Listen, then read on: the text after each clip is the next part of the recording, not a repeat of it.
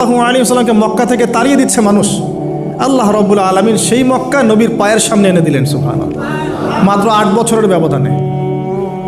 যে বদর যুদ্ধে মুসলিমদেরকে একদম নিঃশেষ করে দেওয়ার প্ল্যান করা হয়েছে, ওই বদরেই আল্লাহ রাব্বুল আলামিন আবু জেহেলের মৃত্যু লিখে রাখলেন। যে ইউসুফকে কুয়ায় ফেলে দিল তার ভাইরা, সেই ইউসুফকে আল্লাহ পাক সেখান থেকে রাজপ্রাসাদ, সেখান থেকে কারাগার, সেখান থেকে আবার নিয়ে আসলেন মিশরের পলিটিক্যাল পাওয়ারে। আল্লাহর পরিকল্পনা। যে ইয়াসরিব একসময় ইহুদিদের দাপটের জায়গা ছিল, ওই ইয়াসরিব মুসলিমদের পরতলগত করলেন আল্লাহ পাক হিজরত করিয়া। বাদশাহ নাজাশি আবিসিনিয়ায়, আমি তো মালয়েশিয়াকে একটা আবিসিনিয়া মনে করি, এখানে মাশাআল্লাহ এরকম পরিবেশ আছে, শান্তিপূর্ণ ইসলামী পরিবেশ। বাদশাহ নাজাশির এরকম পরিবেশ ছিল। বাদশাহ নাজাশি কিন্তু মুসলিম ছিল না, সে খ্রিস্টান ছিল। তারপরেও নবীজি বলতেন বাদশাহ নাজাশির রাজ্যে কেউ জুলুমের শিকার হয় না, সুবহানাল্লাহ, যদিও সে মুসলিম ছিল না। ওখানে ইসলাম নিয়ে গেলেন আল্লাহ পাক, ওখান থেকে পুরো আফ্রিকা ইসলাম ছড়িয়ে পড়লো, সুবহানাল্লাহ। এক খালেদ বিন ওয়ালিদ রাদিয়াল্লাহু আনহু, যার হাতে উহুদ যুদ্ধে বহু মুসলিমের প্রাণ গিয়েছে না, সেই মানুষকে আল্লাহ রাব্বুল আলামিন হেদায়েত দিয়ে 100টা যুদ্ধ করিয়েছেন, সুবহানাল্লাহ। আল্লাহ পাকের পরিকল্পনা আমরা বুঝতে পারবো না, আল্লাহ পাকের পরিকল্পনা আমরা বুঝতে পারবো না। ওয়া মাকারু ওয়া মাকারাল্লাহ, তারা কৌশল করে, আল্লাহ পাকও পরিকল্পনা করে। দেখেন এই যে প্যালেস্টাইন নিয়ে এত সমস্যা করছে না, আল্লাহ পাকের কি পরিকল্পনা, সুবহানাল্লাহ। আল্লাহ পাক সমস্ত জিউসদেরকে ওইখানে একত্রিত করেছেন, কেন জানেন? কেন জানেন? আল্লাহ পাক এই যে 1914 থেকে নিয়ে 2023 এই যে সালগুলো চলছে, 100 বছর, লাস্ট 100 বছরে সারা ওয়ার্ল্ডের জিউসদেরকে ওখানে একত্রিত কেন করেছেন জানেন? যেইভাবে আল্লাহ পাক ফেরাউনের দলবলকে লোহিত সাগরে ডুবিয়ে দিয়েছেন, ওইভাবে আল্লাহ পাক প্যালেস্টাইনিদের সবাইকে ডুবাবে ইনশাআল্লাহ। এটাও আল্লাহ পাকের একটা বড় পরিকল্পনা। এটা ওরা বুঝতে পারছে না, কিন্তু সময় সাক্ষী দেবে ইনশাআল্লাহ। দেখে নিন, আমরা 100% হলফ করে বলতে পারি এটা হবেই ইনশাআল্লাহ। এই কারণেই লাস্ট এই যে অটোম্যানদের ডিফিটের পর থেকে নিয়ে 1970 থেকে নিয়ে যে first world war, second world war করতে করতে সব জায়গা থেকে জিউসরাকে একত্রিত করেছে এখানে, বিকজ অফ লাস্ট একটা সর্বশেষ একটা ম্যাসাকার আল্লাহ পাক করবেন এদেরকে ইনশাআল্লাহ। কার হাতে? ঈসা আলাইহিস সালামের হাতে। আমাদের উম্মতের মধ্যে কে নেতৃত্ব দিবেন? ইমামুল মাহদি, যার নাম হবেন মুহাম্মদ। তার নাম কি? মুহাম্মদ। তার বাবার নাম আব্দুল্লাহ, তার মায়ের নাম হবে আমিনা। তো এটাও ক্লোজিং টাইম। এখন আসুন, তো আল্লাহ পাকের কি পরিকল্পনা।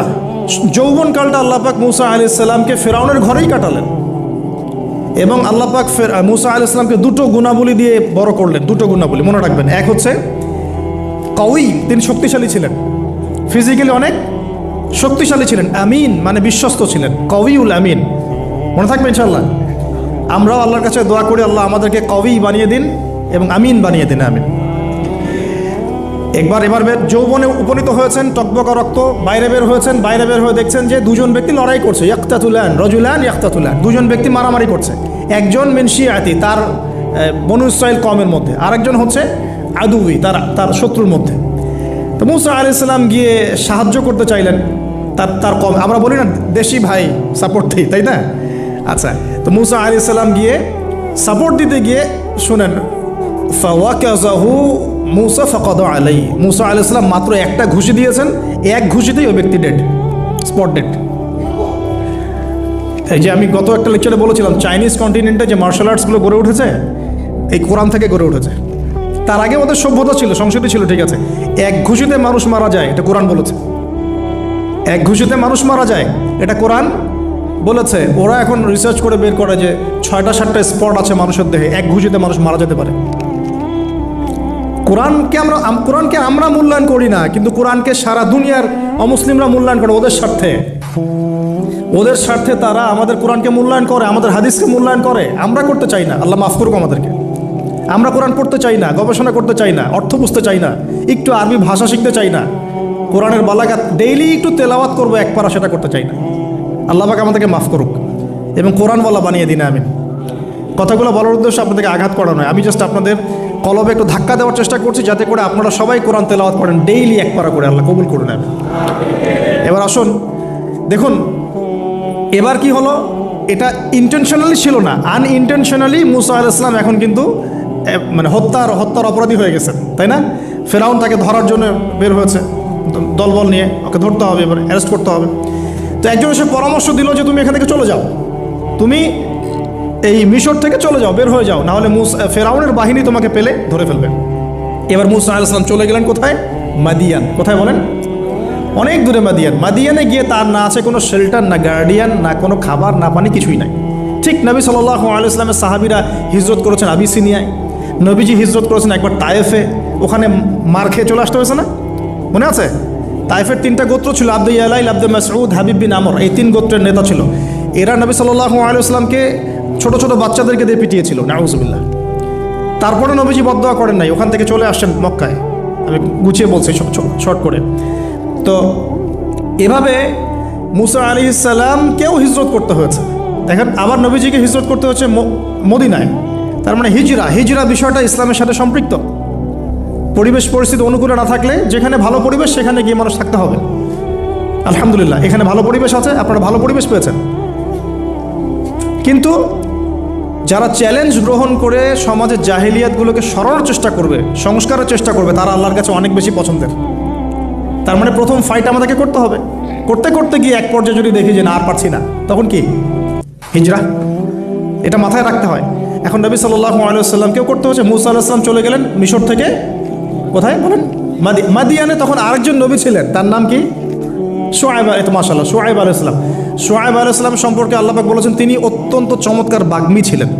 মানে তিনি নবীদের মধ্যে অনেক সুন্দর করে কথা বলতে পারতেন। সুবহানাল্লাহ, সুবহানাল্লাহ। তো শুআয়ব আলাইহিস সালামের কওমের নাম কওমে মাদিয়ান। বলে রাখি, এই কওমে মাদিয়ানকে আল্লাহ রাব্বুল আলামিন ধ্বংস করেছেন সর্বপ্রথম ভূমিকম্প দিয়ে। কি দিয়ে? পৃথিবীতে সর্বপ্রথম যে জাতিকে ভূমিকম্প দিয়ে ধ্বংস করা হয়েছে তার নাম কওমে মাদিয়ান। কেন ধ্বংস করা হয়েছে? মাপে কম দিত। কি করতো? যেটা এখনকার ওয়ার্ল্ডের ইকোনমিক সুন্নাহ, নাউজুবিল্লাহ। মানুষকে ঠকানো এখনকার ওয়ার্ল্ডের ইকোনমিক সুন্নাহ।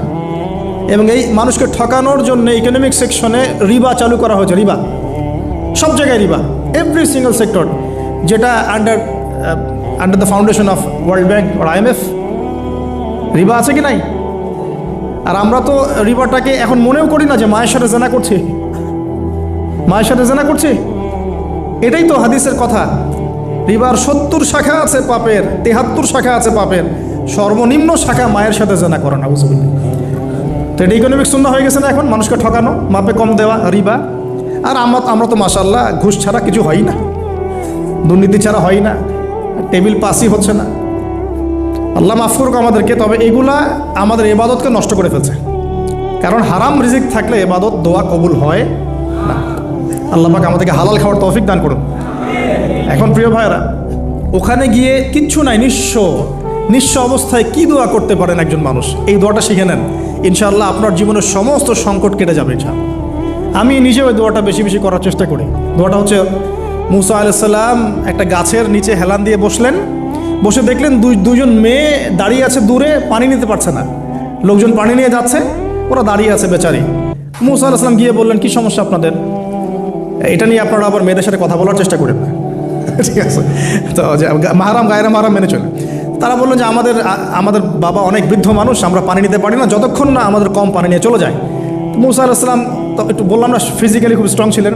থাকে না বডি বিল্ডার, সামনে গিয়ে কথা বলে সরো পানি দিতে দাও, তখন মানুষ একটু মূল্যায়ন করে না। তো মুসা আলাইহিস সালাম এভাবে পানি নিয়ে দিলেন এবং বাছুরদেরকে পানি পান করালেন, করিয়ে গাছের নিচে এসে বসে আছেন। বসে বসে তিনি দোয়া করছেন। এই যে দোয়াটা তিনি দোয়া করছেন, রব্বি, একটা নেক কাজ করলেন না, মানুষের উপকার করলেন, নেক কাজ করে এসে গাছের নিচে বসে দোয়া করছেন, আল্লাহ এখানে তো আমার খাবার পানি বাসস্থান কিছুই নাই, আমি কি করব? রব্বি ইন্নি লিমা আনজালতা ইলাইয়া মিন খায়রিন ফকির। রব্বি ইন্নি লিমা আনজালতা ইলাইয়া মিন খায়রিন ফকির। আবার বলেন, রব্বি ইন্নি লিমা আনজালতা ইলাইয়া মিন খায়রিন ফকির। অর্থ হচ্ছে, হে আল্লাহ, তুমি তোমার পক্ষ থেকে আমার উপরে যে নেয়ামতগুলো দিবে, আমি এর জন্য ফকির হয়ে বসে আছি আল্লাহ। অর্থ বুঝে পড়বেন ভাই, নামাজ রোজা হজ জাকাত যাই করেন আল্লাহর ওয়াস্তে অর্থ বুঝে পড়বেন। অর্থ বুঝে পড়লে আপনার ইবাদতের স্বাদ পাবেন, তৃপ্তি পাবেন, আল্লাহর সাথে কানেকশন হবে, আল্লাহর নূর পাবেন, মাআরিফত পাবেন, সত্য স্বপ্নও দেখবেন তখন ইনশাআল্লাহ। তখন শুয়ে শুয়ে সত্য স্বপ্ন দেখবেন ইনশাআল্লাহ। আল্লাহ পাক তৌফিক দান করে দেন। এবার আল্লাহ পাকের সাহায্য নেমে আসলো। ওই দুই মেয়ের মধ্যে একজন হেঁটে হেঁটে চলে আসে। এবার এই মেয়ের হাঁটা সম্পর্কেও কোরআন কথা বলেছে, সুবহানাল্লাহ। এই মেয়ে কিভাবে হেঁটে এসেছে এই হাঁটার বর্ণনাও কোরআন দিয়েছে। কোরআন বলেছে এই মেয়ে হেঁটে আসছে লাজুক পায়ে।